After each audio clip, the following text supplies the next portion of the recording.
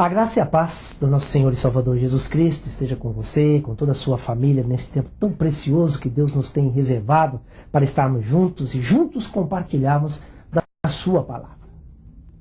Como andam as suas orações? Como tem sido o seu diálogo com Deus? Você é alguém que constantemente fala com Deus? Ou as suas orações chegaram ao fim? O que acontece quando as orações chegam ao fim? Acompanhe comigo no Salmo 72, no versículo 20 da palavra de Deus, a Bíblia Sagrada, que diz exatamente assim: findam-se as orações de Davi, filho de Jessé. Salmo 72, evidentemente, Davi faz uma retrospectiva do rei justo, do seu reinado eterno. Evidentemente é um salmo profético, messiânico. Mas Davi está morrendo. Davi agora não tem mais condições de orar. Sabe, meus amigos, há momentos na nossa vida que parece que as orações chegaram ao fim. É como diz no linguajar popular: a minha oração parece que não passa do teto. Mas aqui no caso específico de Davi, as suas orações cessaram porque ele morreu. Não porque havia um outro motivo. E também porque no céu não se ora. Mas muitas coisas aqui na terra colaboram para que as nossas orações cessem, se interrompam. Quando cessa a oração? Quando no coração humano o homem e a mulher estão presentes mentiras, fraudes, ódio. Em segundo lugar, as orações cessam quando se tem uma ostensiva atitude de desobediência à lei de Deus. Provérbios 28, versículo 9, nos fala que a oração daquele que deliberadamente desobedece à palavra de Deus, a lei do Senhor, se torna abominável. Deus vê assim. Provérbios 28, 9 diz: o que desvia os seus ouvidos de ouvir a lei, até a sua oração será abominável. Existem hoje pessoas que adulteram a palavra de Deus. Adulteram, sabendo que a Bíblia recrimina. Em vez de procurar auxílio, aconselhamento, voltar à prática das coisas corretas, eles preferem vestir uma capa de religiosidade e permanecer muitas vezes infiltrados no meio da igreja. As orações de tais pessoas são abomináveis a Deus. Em terceiro lugar, a oração cessa, acaba, termina, quando a oração não é oração, mas é apenas um desempenho de santidade aparente.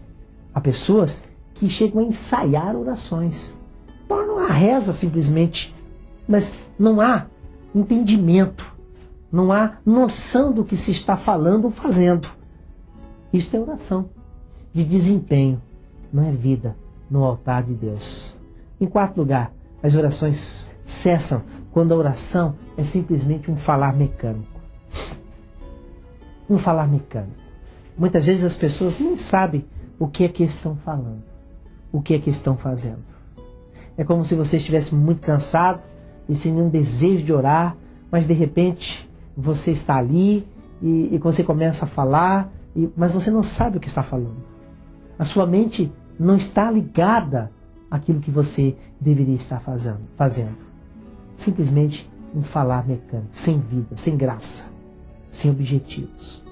Em quinto lugar, as orações cessam, meus amigos, quando a amargura está latente dentro em nós. Muitas vezes pedimos perdão a Deus pelos nossos erros, pelos nossos pecados, quando temos consciência pela palavra de que a maneira que devemos agir, ou o ódio em querer o mal de alguém, a ponto, muitas vezes até mesmo, de desejar a morte. Não basta simplesmente pedir que Deus nos abençoe. É preciso aprender a liberar perdão por aqueles que nos feriram.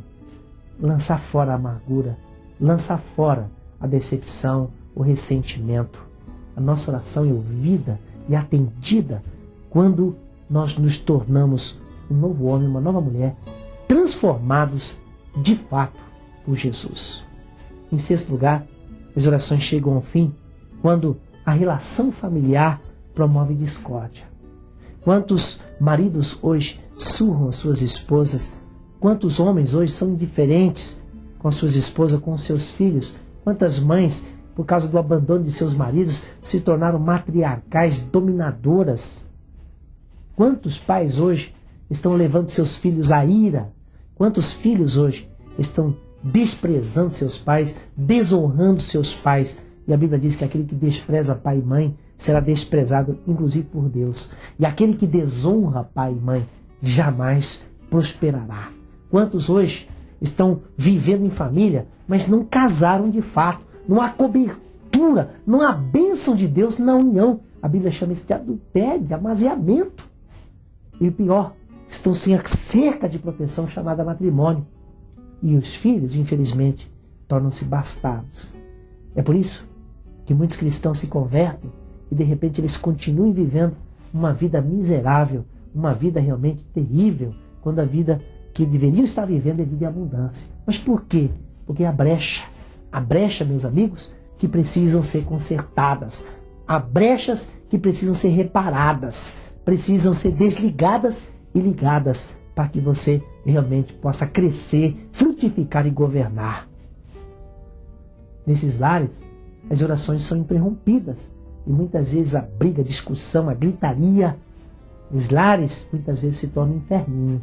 É preciso rever como é que está a nossa relação familiar. Em último lugar, as orações cessam quando a vida está dominada pela impureza. Seja santo, como Deus é santo. Deus te chamou, meu amigo, minha amiga.